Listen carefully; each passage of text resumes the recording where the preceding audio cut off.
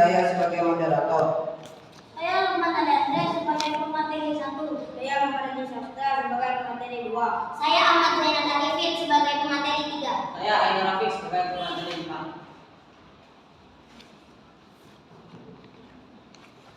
Kata pengantar. Alhamdulillah, puji syukur kehadiran Allah Subhanahu wa Ta'ala yang telah dilimpahkan rahmat-Nya sehingga kami dapat menyelesaikan makalah ini dengan baik. Makalah ini penulis susun guna memenuhi tugas mata pelajaran IPA kelas 7A. Dalam makalah ini materi yang kami sajikan membahas tentang energi gelombang air laut. Walaupun makalah ini dapat selesai dengan baik menurut kami menyadari bahwa dalam penyusunan makalah ini masih terdapat kekurangan. Penulis berharap semoga makalah ini dapat bermanfaat bagi semua pihak. Sampang 28 November 2021. Bab 1 pendahuluan. 1. Latar belakang.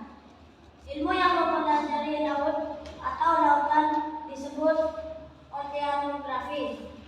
Objek yang dipelajari adalah mengenai keadaan fisik air laut, arus, gelombang, kedalaman, serta pasang naik dan pasang turun. Samudra adalah bentangan air asin yang menutupi cekungan air sangat luas. Sedangkan air laut adalah merupakan bagian dari samudra. Permukaan bumi yang ditutupi oleh air samudra meliputi sekitar 70%. Penyebarannya tidak merata di antara belahan bumi utara dan selatan. Belahan bumi antara 60% terdiri atas air permukaan dan 40% daratan. Sedangkan belahan bumi selatan 83% terdiri atas air permukaan dan 17% terdiri atas daratan.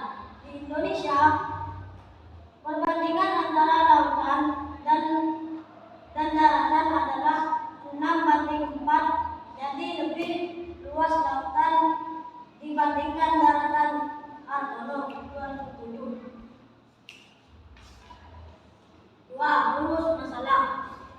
Adapun rumus masalahnya yaitu 1. Apa saja gerakan air laut? 2. Apakah gelombang itu? 3. Apakah arus laut itu? 4. Apakah gerakan pasang surut? 3. Tujuan penelitian. Adapun tujuan dari penulisan makalah ini adalah sebagai berikut. 1. Untuk mengetahui gerakan air laut. 2. Untuk mengetahui gelombang. 3. Untuk mengetahui arus laut. 4. Untuk mengetahui pasang surut. 2. Pembahasan. 1. Gerakan air laut. Air laut selalu bergerak baik secara horizontal maupun secara vertikal. Bahkan terjadinya juga gerakan gabungan antara gerakan vertikal dan horizontal turbulensi gerakan. Air laut dapat diklasifikasikan dalam kedalaman gelombang, arus, current, dan pasang naik turun atau tides. 2. Gelombang. Gelombang yaitu ayunan air laut yang bergerak terus-menerus pada permukaan air laut. Tinggi gelombang itu ada yang mencapai 10 sampai 15 meter, sedangkan panjang gelombang ada yang mencapai 150 meter. Gerakan gelombang itu turun baik ibarat goncangan atas di bawah seutas tali. Faktor-faktor penyebab terjadinya gelombang. 1. Angin. Sampai dengan hukum Hensbrough. Apabila dua benda yang mempunyai berat jenis berbeda bergeseran pada bidang pergesekan, itu akan menjadi gelombang. Peristiwa ini terjadi pada angin dan air. Sifat gelombang yang gerakan oleh angin ini paling mudah dipengaruhi oleh kecepatan angin. Makin cepat angin bertiup, semakin besar gelombang yang terbentuk. Waktu angin bertiup semakin meningkat, waktu angin membangkit. Gelombang itu bertiup akan semakin meningkat pula tinggi dan panjang gelombang. Jarak tanpa rintangan angin semakin jauh, jarak rintangan angin akan semakin tinggi dan panjang gelombang tersebut. Gelombang ruang berada di kedalaman seperti di laut bawah ataupun di selat-selat, lebih kecil daripada gelombang yang ada di perairan yang terbuka seperti di Samudra Hindia. 2. Gempa laut menyebabkan terjadinya tsunami atau gelombang besar seperti di Indonesia pada tahun 1883 saat meletusnya gunung Krakatau di Pulau Krakatau, Selat Sunda setinggi 40 meter yang menyerang korban 36.000%. Jika karena masuk ke pedalaman pulau Jawa sejauh 10 km. 3. Pasang surut. Gelombang pasang surut yang terjadi di suatu perairan yang diamati adalah merupakan penjumlahan dari komponen-komponen pasang yang disebabkan oleh gravitasi bulan, matahari, dan benda-benda angkasa lainnya yang mempunyai periode sendiri. Tipe karena berbeda-beda dan sangat tergantung dari tempat di mana pasang surut terjadi. Sampai 1992. Manfaat gelombang laut. 1. Menjaga kestabilan suhu dan iklim dunia. 2. Melalui pertumbuhan ruang perdagangan dan pertukaran gas. 3. Meningkatkan kemampuan adaptasi dan kekuatan dari makhluk hidup. 4. Meningkatkan adanya penanaman hayati. 5. Gelombang laut membantu adanya hubungan simbiosis mutualisme. 6. Gelombang laut membantu membuat hutan. 3. Arus laut. Arus laut adalah gerakan air laut yang mempunyai sirkulasi atau peredaran tetap. Faktor-faktor yang menyebabkan arus laut: A.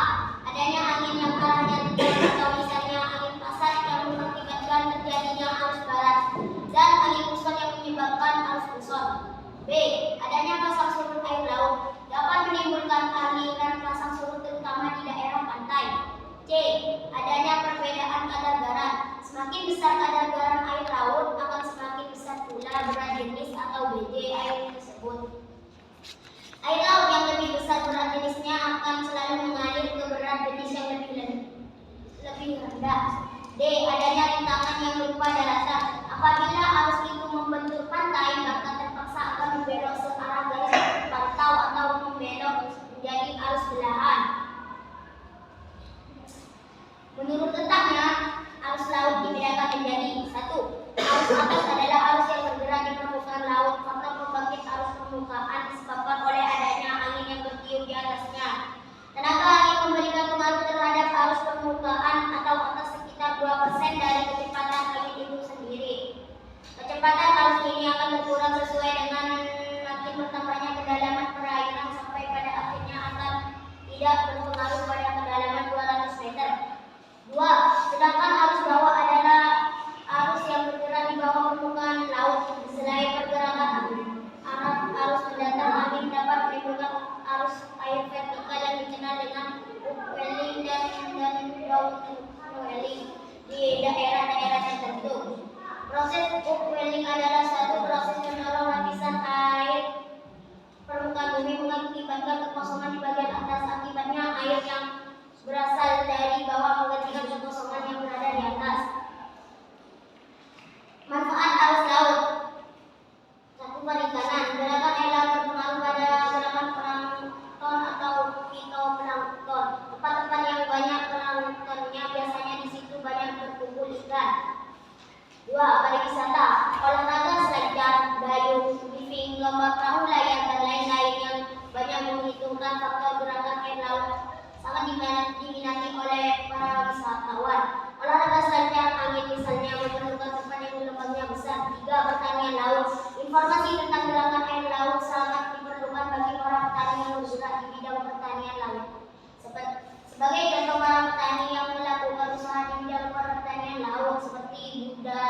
budidaya rumput laut, budidaya kerang, mutiara, dan lain-lain. 4. Pelayaran. Informasi tentang gerakan air laut sangat diperlukan dalam bidang pelayaran, terutama kapal atau perahu yang menggunakan layar kapal besar, sekalipun pada prinsipnya dalam perjalanan pelayarannya tidak mau berbenturan dengan ombak maupun arus. Pasang surut air, pasang naik dan pasang surut atau oceanic merupakan bentuk gerakan air laut yang terjadi karena pengaruh gaya tarik bulan dan matahari terhadap bumi. Bulan berada pandangan matahari dan berada sebelah belah dalam bumi. Mereka mendapatkan bulan lebih tinggi sebab jarak bumi dan bulan lebih dekat. Ada dua macam pasang surut. Yang pertama pasang surut purnama, yang kedua pasang surut pada petani. Pasang surut purnama ialah peristiwa terjadinya pasang surut tinggi besar. Pasang besar terjadi pada tanggal 1 bulan November yang ditentukan dan pada tanggal 14 bulan pertama.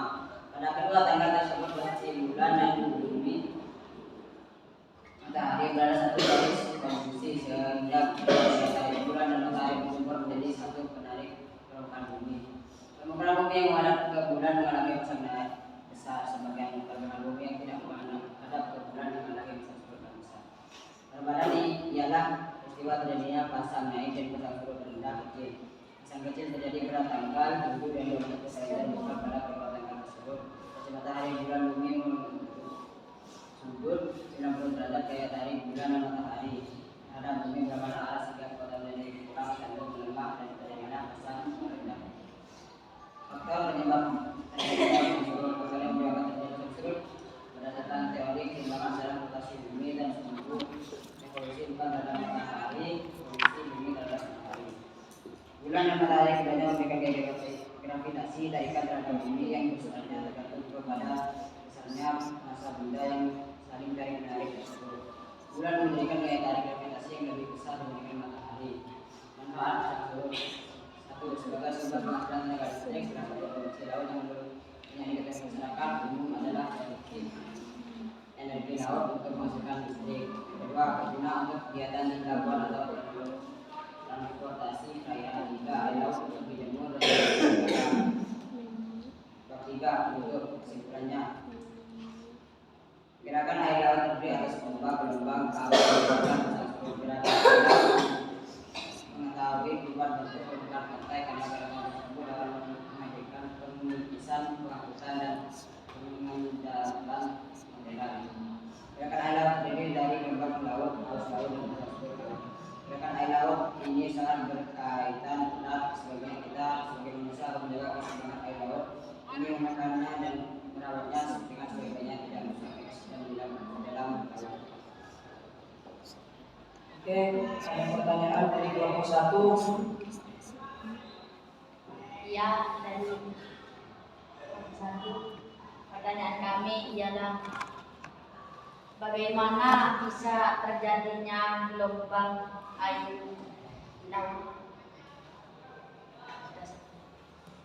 Kami akan menjawab pertanyaan dari kelompok 1. Maka ada pertanyaan dari kelompok 2.